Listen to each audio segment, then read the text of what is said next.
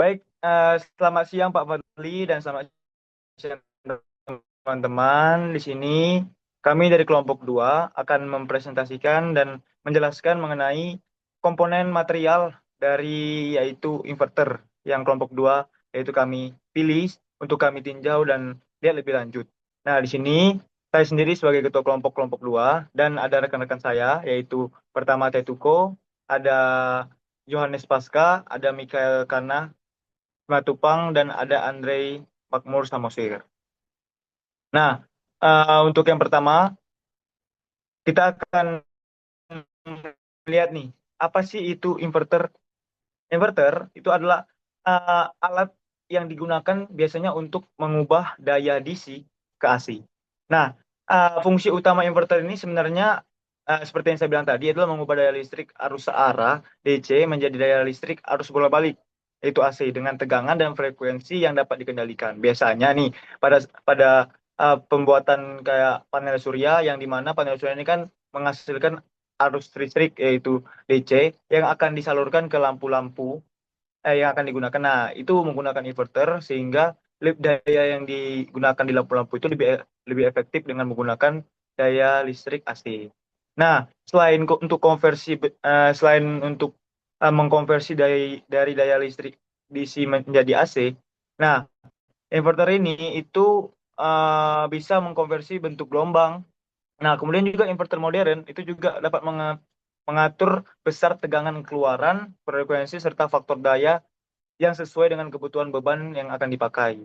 Jadi, beban apa aja yang dipakai, dilihat dayanya berapa, kemudian disesuaikan dari keluaran inverter itu sendiri.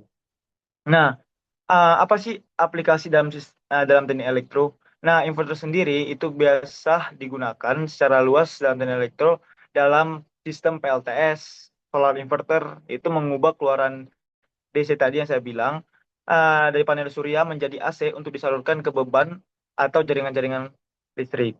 Kemudian yang kedua itu adalah kendaraan listrik atau traction inverter, yaitu mengubah DC baterai menjadi AC tiga fasa untuk menggerakkan motor traksi. Nah, jadi kalau di kendaraan listrik itu kan untuk motornya sendiri kan itu menggunakan motor tiga fasa. Nah, yang di mana itu menggunakan inverter untuk mengubah daya baterai tadi yang awalnya DC menjadi AC. Sehingga motor yang tiga fasa ini tadi, sistem tiga fasa itu dapat berputar dengan lebih efektif. Kemudian yang ketiga itu dalam catu daya tak terputus atau disingkat UPS. Nah, itu dalam menjamin pasokan AC ke beban kritisnya itu saat sumber utama padam. Jadi ketika sumber utamanya padam, maka inverter itu mengirim pasokan AC ke beban kritisnya. Yang kemudian yang keempat adalah pengaturan motor FVD, yaitu mengatur kecepatan dan torsi motor induksi melalui pengaturan frekuensi. Seperti yang saya bilang tadi, inverter itu bukan cuma untuk mengubah DC ke AC, juga dapat mengatur frekuensi, dapat mengatur daya dan hal-hal lain yang dibutuhkan oleh beban tadi. Kemudian yang terakhir itu dapat dipakai di aplikasi industri-industri lain seperti pemanas induksi, sistem energi terbarukan, dan konverter daya pada smart grid. Nah, jadi inverter ini sebenarnya banyak sekali kegunaannya, terlebih lagi di zaman yang modern ini karena memang penggunanya yang sangat efektif yaitu dalam hal mengubah DC menjadi AC dan untuk di inverter modern saat ini itu bisa mengatur frekuensi gelombang daya yang akan dikeluarkan. Jadi lebih berguna bagi komponen-komponen listrik yang akan kita gunakan. Begitu. Tentunya akan dijelaskan oleh rekan saya mengenai identifikasi material. Silakan. Baik, selanjutnya ke identifikasi material.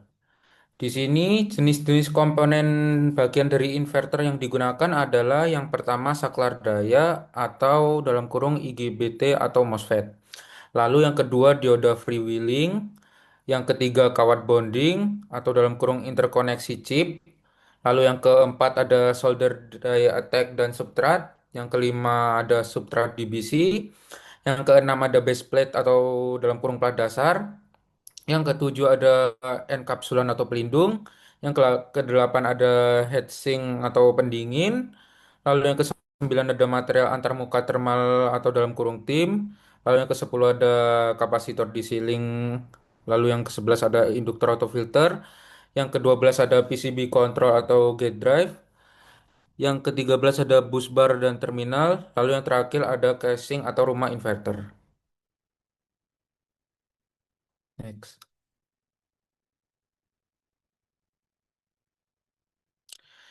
Lalu di sini ada fungsi masing-masing material pada inverter. Jadi, setiap komponen inverter itu dibuat dari material yang dipilih sesuai dengan fungsinya, yaitu silikon dan silikon karbida atau GaN digunakan sebagai semikonduktor karena mampu mengendalikan arus listrik. Lalu, tembaga dan aluminium berfungsi sebagai penghantar listrik dan pembuang panas. Lalu, keramik DBC memberikan isolasi listrik sekaligus mengantarkan panas, sedangkan solder menyambungkan komponen. Material lain seperti IC, gel silikon, ferrit, dan FR4 digunakan untuk meningkatkan kekuatan isolasi serta keandalan inverter. Next. Lalu hubungan antar materialnya. Jadi material-material pada inverter itu tidak bekerja sendiri-sendiri, melainkan membentuk satu sistem yang saling bergantung. Keterkaitan ini dapat ditinjau dari dua rantai utama, yaitu rantai kelistrikan yang memastikan energi listrik mengalir dengan baik dari input hingga output, sedangkan rantai termal berfungsi membuang panas dari komponen agar inverter tetap aman, stabil, dan memiliki umur pakai yang lebih lama. Selanjutnya masuk ke bagian hubungan antar material. Penggantian material selalu melibatkan kompromi ataupun trade-off pada kinerja sistem. Misalnya penggunaan silikon karbida yang menggantikan silikon, penggunaan AIN yang menggantikan keramik alumina, ataupun kapasitor film yang menggantikan elektrolit. Memang terbukti meningkatkan efisiensi, manajemen thermal, atau umur pakai. Namun, hal ini harus dibayar dengan peningkatan biaya, ukuran komponen, kerumitan sistem, atau kegetasan material. Next.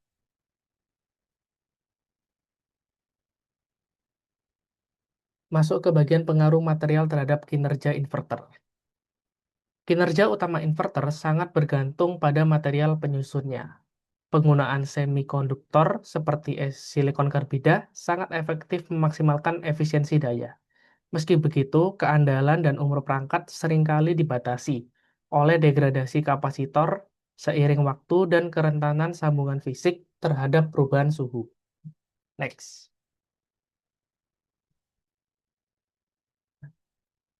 Keseimbangan keamanan dan biaya demi keselamatan dari risiko korsleting dan kebakaran, inverter wajib didukung isolator dan pelindung tahan api.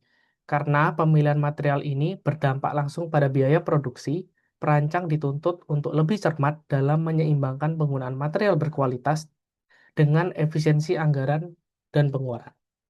Oke, selanjutnya kita masuk ke prinsip kerja inverter yang ditinjau dari materialnya. Yang pertama bisa kita lihat diagram blok fungsional inverter. Jadi di diagram blok fungsional inverter ini ada 5 tahapan yang bisa dijelaskan. Itu yang pertama dimulai dari sumber DC. Di sumber DC, energi ini disalurkan melalui kapasitor untuk menstabilkan tegangan. Yang sebelumnya akhirnya akan masuk ke inti inverter, yaitu jembatan skalar daya. Di sini komponen seperti IGBT atau MOSFET ditambah dioda berperan dan diatur secara presisi oleh rangkaian kontrol dan gate driver menggunakan sinyal PWM pulse width modulation. Lalu yang terakhir itu ada output yang akan melalui filter LC untuk menghasilkan yang nantinya akan menghasilkan gelombang AC. Selanjutnya bisa dilihat dari gambar spesies gelombang AC. Jadi di gambar ini dijelaskan bagaimana proses konversi DC ke AC yang sebenarnya terjadi. Jadi melalui gelombang modulasi lebar pulsa atau PWM tadi, bisa dilihat pada grafik paling atas kita membandingkan sinyal referensi sinus dengan pembawa segitiganya. Perbandingan ini akan menghasilkan output pensaklaran berbentuk pulsa PWM seperti pada grafik yang ada di tengah. Dan melalui filter LC tadi, ditunjukkan oleh grafik paling bawah, pulsa-pulsa PWM tersebut akan dihaluskan menjadi bentuk gelombang AC. Lalu slide selanjutnya yaitu ditinjau dari penampang susunan material modul daya inverter. Yang terakhir, kita bisa melihat penampang susunan material ini tidak hanya untuk performa listrik, tetapi juga manajemen thermal yang efisien. Yang bisa dilihat yang paling atas yaitu ada chip semikonduktor melalui lapisan substrat DBC hingga mencapai heatsink pada lapisan yang paling bawah.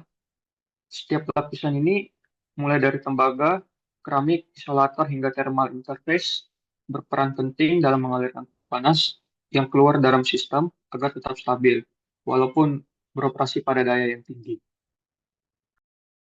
Selanjutnya, analisis kegagalan. Kegagalan pada sistem inverter umumnya dipicu oleh kerusakan material penyusunnya, terutama akibat lepasnya kawat penghubung, bond wire lift-off, dan penurunan fungsi kapasitor. Lepasnya kawat penghubung tersebut terjadi karena adanya perbedaan tingkat pemuaian akibat panas antar kawat aluminium dan chip silikon, yang lama-kelamaan akan menimbulkan retakan fisik. Kerusakan ini memicu efek berantai berupa pemanasan berlebih pada kawat yang tersisa hingga berujung pada terhentinya seluruh sistem operasi perangkat. Selain itu, penguapan material di dalam kapasitor akibat paparan suhu tinggi juga berisiko memicukan ketidakstabilan tegangan yang akan membebani saklar utama dan memperpendek usia pakai alat secara drastis. Kedua kasus tersebut menjadi bukti nyata bahwa kerusakan pada satu bagian material saja sudah cukup untuk melumpuhkan keseluruhan fungsi inverter. Simpulannya, secara keseluruhan, semikonduktor merupakan material yang paling esensial dan sangat menentukan tingkat efisiensi sebuah inverter dalam mengonversi arus DC menjadi AC. Di samping itu, kean- keandalan perangkat ini sangat dipengaruhi oleh ketahanan fisik, material antarmuka, terminal mekanik yang rentan memicu kerusakan sistem. Meskipun beberapa material penyusun dapat disubstitusi dengan bahan lain untuk menyesuaikan target kinerja dan anggaran, komponen inti seperti semikonduktor dan keramik isolator bersifat mutlak dan wajib digunakan agar alat dapat berfungsi. Pada akhirnya, pembuatan inverter menuntut perhitungan yang cermat untuk menyeimbangkan efisiensi kelistrikan, daya tahan terhadap panas dan tekanan listrik, tingkat keamanan, batas usia pakai, serta biaya produksi secara keseluruhan. Sekian presentasi kelompok kami tentang inverter. Selebihnya mohon maaf. Terima kasih.